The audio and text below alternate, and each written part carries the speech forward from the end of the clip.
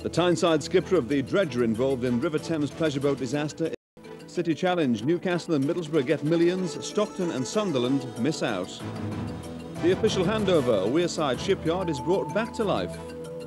And Scarborough remembers Palm Court favourite Max Jaffa.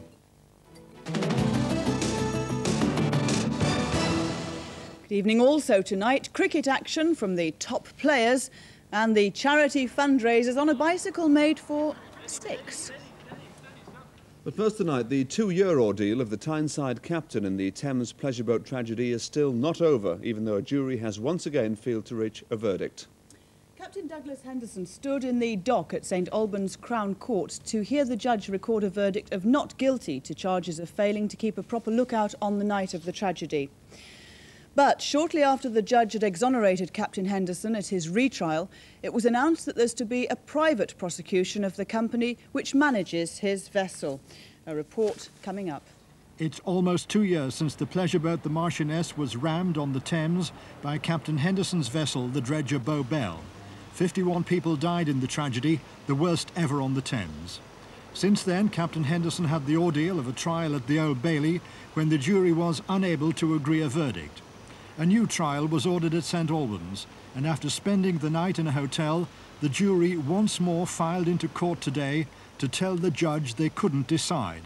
33-year-old Captain Henderson's solicitor had this to say when the retrial ended today. My client has given lengthy and detailed interviews to the police and to the MAIB and does not wish at this time to make any further comment about the facts surrounding the tragedy. Of course, he would wish, through me, to reiterate his profound sympathies to the relatives of those who so tragically lost their lives and to the survivors and their families. For the relatives of the 51 victims, the conclusion of today's proceedings was still unsatisfactory. A spokesman said he wasn't looking for a scapegoat, but simply the true reason why the victims lost their lives. I'm not surprised that two juries have failed to reach any form of proper decision. It clearly indicates to us now that the only way the government can go is to give us a full public inquiry, which is what we've been asking for almost 2 years. For Captain Henderson, who lives at Coquet Grove in Newcastle, the court was told the horrifying spectre of the disaster would haunt him forever. But even now, he won't be allowed to forget, with today's disclosure that a private prosecution of Captain Henderson's company is now to follow. A report from Kevin Roundtree. 2 North East councils are celebrating tonight after winning a share of a government handout worth millions of pounds to improve deprived inner city areas. The Newcastle and Middlesbrough bids in the City Challenge competition have been successful, but Sunderland and Stockton, who made last-minute applications, will have to keep the champagne on ice. They've missed out this time, but could be in line for a share of the cash next year. Speed isn't something usually associated with local councils. But on this occasion, with hundreds of millions of pounds in the pot as an incentive, the 4 competing councils in the region put together proposal packages in double quick time. City Challenge, a scheme to rejuvenate rundown areas, was announced at the end of May, and it's taken just 2 months for the government to pick the winners. The Minister had the assembled journalists on the edge of their seats as he announced the successful applicants. Now, in the North East, 2 authorities were invited, Middlesbrough and Newcastle. And I'm delighted to tell you that they have both won.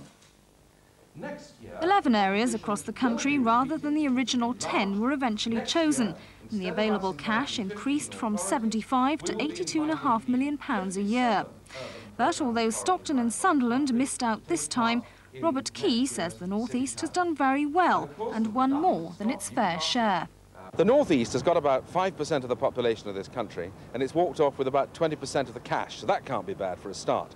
What is much, much more important than the money is the new initiatives that are being proposed, the new partnerships, the new approach between central government and local government, which I think marks the start of a new era. And I would say in all the 4 authorities in the North East which applied, 2 of which won, there is a remarkable and shining example of determination to other local authorities across the country. I know because I visited all the authorities across the country, and the North East is way out in front. What about Sunderland and Stockton, because they didn't win? What was it about their bids that didn't impress you enough?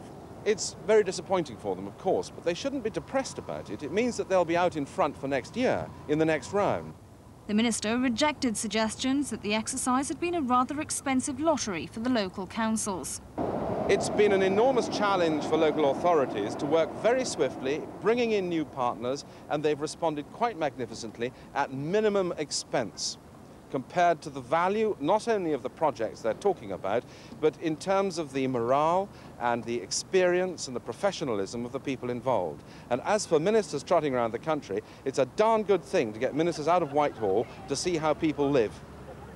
Scotswood was the next step for the Inner Cities Minister, where he met up with Newcastle City Council leader Jeremy Beecham and local residents to break the good news.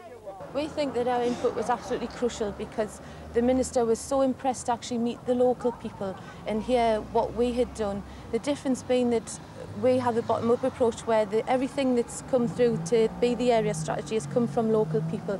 And he said himself, the Minister himself said he was really impressed by the amount of dedication and commitment from local people. And he mentioned it in Parliament about his visit here, and he really does seem to have genuinely taken Scotswood to his heart. The entourage then moved on to Teesside to congratulate the other City Challenge winner, Middlesbrough. We are very pleased. It provides resources for a part of the town which desperately needs them. In a way, we're not surprised. We felt our bid was very good. We felt our presentation was excellent. And by all standards, we felt that we ought to have won. Despite the obvious disappointment for Sunderland and Stockton, both councils say all is not lost, and they're already preparing their bids for next year. Well, with me now is Councillor Jeremy Beecham, leader of Newcastle City Council. Councillor Beecham, I'm tempted to say congratulations, but in view of the system of allocation, will you be celebrating